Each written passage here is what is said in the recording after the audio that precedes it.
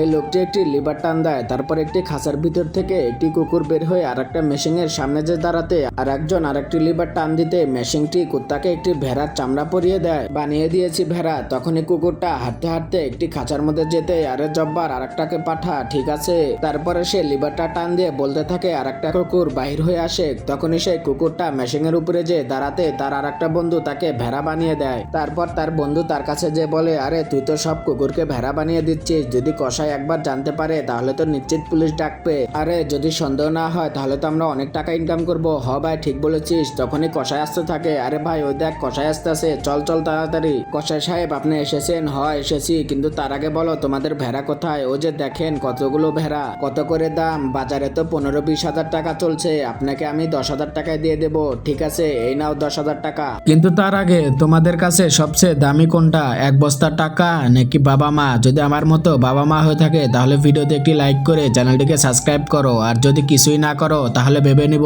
তুমি তোমার মা বাবাকে একদমই ভালোবাসো না। তখনই তারা দুজন টাকা নিয়ে ঝগড়া করতে থাকলে বাতাসে এসে ভেড়ার চামড়াকে উড়িয়ে নিয়ে যায়। সেটা দেখে কসাই বলতে থাকে আরে শালারা থামে, তোর তো এগুলা ভেড়া না, এগুলা তো সব কুত্তা।